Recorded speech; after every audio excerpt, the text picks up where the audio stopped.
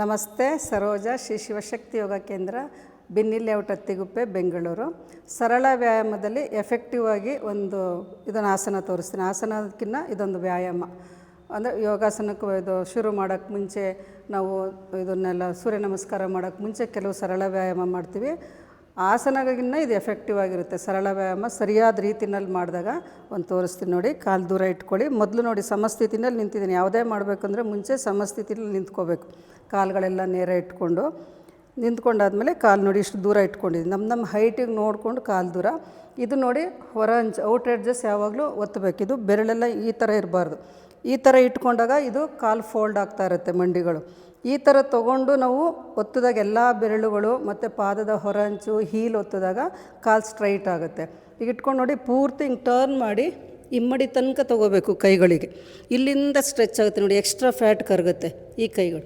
ಮತ್ತೆ ಮೇಲಕ್ಕೆ ಬಂದು ಪೂರ್ತಿ ಹಿಂಗೆ ಟರ್ನ್ ಮಾಡ್ಕೊಳ್ಳಿ. ಸೊಂಟದ ಭಾಗ ಟರ್ನ್ ಮಾಡಿ ಈ ಥರ ತೊಗೋಬೇಕು. ಹೀಗೆ ಸುಮ್ಮನೆ ಹೀಗೆ ಮಾಡಬೇಡಿ. ಸುಮ್ಮನೆ ಈ ಥರ ಮಾಡಿದ್ರೆ ಏನು ಯೂಸ್ ಇಲ್ಲ.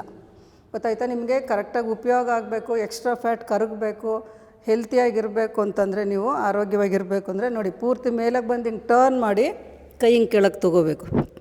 ಮತ್ತೆ ಮೇಲಕ್ಕೆ ಬನ್ನಿ, ಪೂರ್ತಿ ಟರ್ನ್ ಮಾಡಿ ಕೈ ಈ ಥರ. ಇಲ್ಲಿಗೆ ಹೋಗಬಾರ್ದು. ಬಿಗಿನಿಂಗ ನಿಮಗೆ ಇಲ್ಲಿ ತೊಗೊಳಕ್ಕಾದ್ರೆ ತೊಗೊಳ್ಳಿ, ಶುರುನಲ್ಲಿ.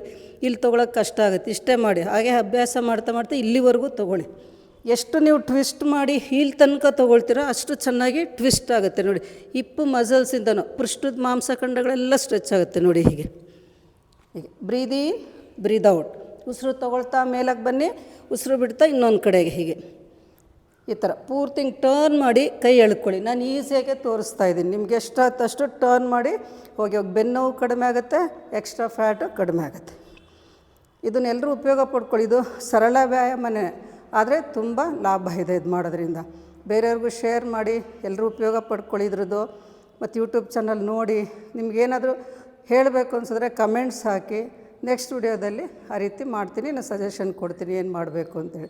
ನಿಮಗೇನಾದರೂ ಸಮಸ್ಯೆಗಳಿತ್ತು ಅಂದರೆ. ನಮಸ್ತೆ.